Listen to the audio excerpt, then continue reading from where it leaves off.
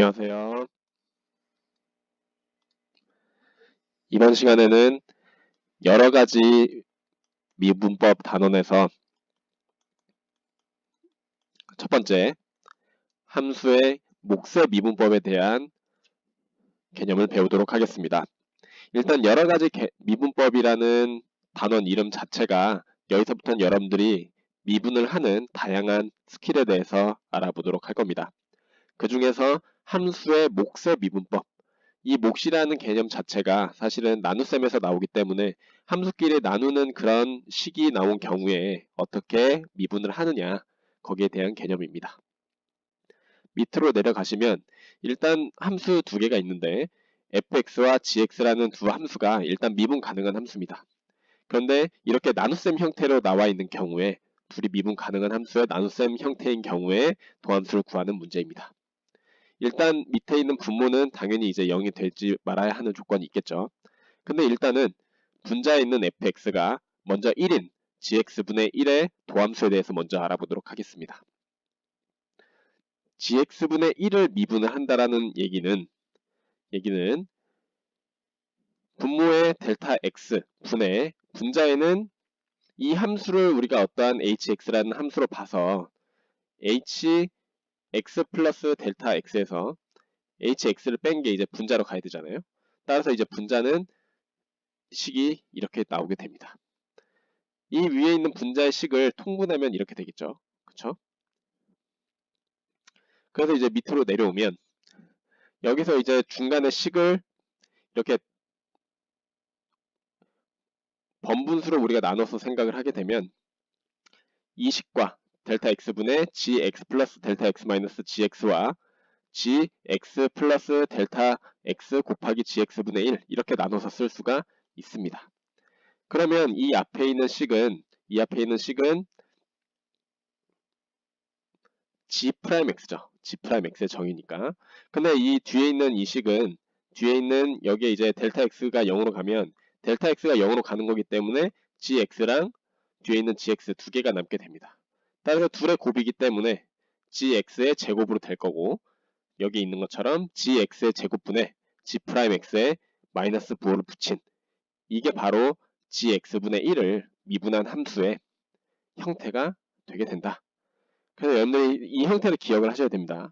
밑에 분모를 제곱을 하고 분자에는 미분한 함수의 마이너스 부호가 바로 gx분의 1을 미분한 함수다. 도함수다. 이렇게 여러분들이 알아두시면 되겠습니다. 여기에 이제 우리가 여기서 델타 x가 0으로 갈 때 얘가 gx 곱하기 gx로 나올 수 있었던 거는 gx가 미분 가능한 함수이기 때문에 연속이잖아요. 따라서 이 식이 성립을 하기 때문에 gx 플러스 델타 x의 극한이 gx랑 같게 되었다는 사실을 이용을 해서 나오게 된 결과입니다. 이제 이 사실을 통해서 우리는 gx분의 fx라는 함수의 미분을 할 건데 gx분의 fx는 fx 곱하기 gx분의 1 이렇게 쓸 수가 있겠죠. 그렇죠? 따라서 이 함수의 미분은 함수의 곱의 미분을 이용을 해서 앞에 있는 함수를 미분해서 쓰고 뒤에 함수는 그대로 이제 곱하면 되겠죠. 그 다음에 앞에 함수는 그대로 두고 뒤에 있는 함수를 미분해서 곱하면 됩니다. 앞에 있는 함수는 gx분의 f'x고 뒤에 있는 함수는 앞에는 그대로 fx고 뒤에 있는 gx분의 1을 미분하면 gx의 제곱분의 g'x에 마이너스 부호를 붙인 게 되겠죠. 얘를 이제 통분을 하게 되면 밑에 있는 분모가 둘이 다르잖아요. 따라서 gx의 제곱으로 통분을 하게 되면 분차가 바로 f'x 곱하기 gx 빼기 fx 곱하기 g'x 이렇게 된다라는 것을 여러분들이 형태를 기억을 해두셔야 되겠습니다. 형태를. 그래서 이 사실을 정리를 하면 여기에 있는 것처럼 함수의 몫의 형태로 나눗셈 형태로 되어 있는 함수의 미분은 분모를 제곱하고 분자는 위에 있던 분자에 있었던 것을 미분하고 분모에 있는 것을 그냥 곱하고 분자에 있는 것 그대로 두고 분모에 있는 것을 미분을 한 그 두 식의 뺄셈이다. 그래서 여러분들 이 순서가 중요합니다. 위에 있는 분자에 있는 것을 먼저 미분을 해서 곱하는 게 먼저다. 왜냐면 앞에 있는 가운데 있는 게 빼기이기 때문에 뺄셈이기 때문에 순서가 굉장히 중요하겠죠. 그쵸? 여러분들 반대로 하시면 안 됩니다. 그래서 이 형태를 꼭 기억을 해두시기 바랍니다. 그 밑에 이제 예제 1번을 보도록 합시다. 예제 1번은 함수를 이제 미분을 하는 겁니다. 몫의 미분을 이제 이용을 하는 예제 문제이겠죠. y가 2x분의 1 이렇게 되어 있는 경우에는 분자가 그냥 1이기 때문에 아까 첫 번째 있는 이 형태를 이용을 하면 되겠죠. 그래서 gx분의 1을 미분을 하는 것은 분모에 있는 것을 제곱한 것 분의 g'x 분모에 있는 걸 미분한 것을 분자에다가 쓰는 거죠. 앞에 마이너스 부호를 음의 부호를 붙이고 따라서 이걸 그대로 적용하면 2x 플러스 1의 제곱 분의 2x 플러스 1의 미분이 분자로 가고 마이너스 따라서 미분을 한 도함수는 바로 2x 플러스 1의 제곱분의 2 마이너스 2다. 이렇게 여러분들이 정리를 해두시면 되겠습니다. 그다음 괄호 2번은 y가 x제곱분의 x제곱 플러스 1분의 x잖아요. 이 함수의 미분은 분자 분모 다 있기 때문에 gx분의 fx의 도함수 꼴을 이용을 하시면 됩니다. 얘는 이제 gx제곱분의 f'x 곱하기 gx 빼기 fx 곱하기 g'x 이렇게 되겠죠. 그래서 x제곱 플러스 1을 전체 제곱한 것을 분모에다 쓰고 분자는 원래 있던 x를 미분한 거에다가 분모에 있는 x제곱 플러스 1을 그대로 곱하고 빼기 위에 있는 분자에 있는 x를 그대로 두고 그 다음에 밑에 있는 분모에 있는 x제곱 플러스 1을 미분한 형태를 곱하면 되겠죠. 그래서 얘를 이제 정리를 하면 바로 이렇게 된다. 그래서 이 순서만 여러분들이 꼭 기억을 하면 나머지는 다 계산입니다. 단순 계산이기 때문에 계산 실수하지 마시고 순서, 미분하는 순서 그대로 두는 거 꼭 기억을 하시기 바랍니다. 밑에 있는 104쪽에 있는 문제 1번 꼭 풀어보시고요. 이 사실을 이용하면 우리가 y는 xn제곱 이거 이제 도함수를 좀 더 우리가 확장해서 이제 생각을 할 수가 있는데 그동안에 여러분들이 xn제곱 이 함수의 미분은 n이 0 또는 양의 정수일 때만 우리가 도함수를 구하는 상황을 배웠습니다. 예를 들어서 x제곱 얘 미분하면 2x죠. 그쵸? 그 다음에 100 상수함수 미분하면 0 이렇게 됐었죠. 따라서 얘네들은 우리가 위에 있는 지수가 앞으로 내려오고 x의 지수에서 1 뺀 거 이렇게 우리가 도함수가 된다는 것을 배웠잖아요. 근데 앞에서 배웠던 몫의 미분법을 이용을 하면 n이 음의 정수일 때도 우리가 미분을 할 수가 있습니다. 예를 들어서 x의 마이너스 2제곱이라는 이 함수의 미분은 x의 마이너스 2제곱이라는 것은 우리가 분수로 나타내면 x제곱이죠. x제곱분의 1이죠.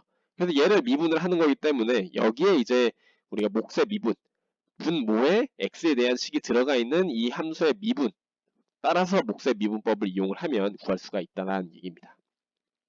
그럼 얘를 이제 구해보면 y는 x의 n제곱의 도함수를 구하기 위해서 일단 n을 우리가 마이너스 m이라는 형태로 만약에 쓰면 여기서 이제 m을 우리가 양의 정수라고 얘기할 수 있겠죠. 왜냐면 n이 음의 정수이기 때문에 n이 음의 정수이기 때문에 마이너스 m 이렇게 나타내면 m이 양의 정수의 경우로 우리가 얘기를 할 수가 있을 겁니다.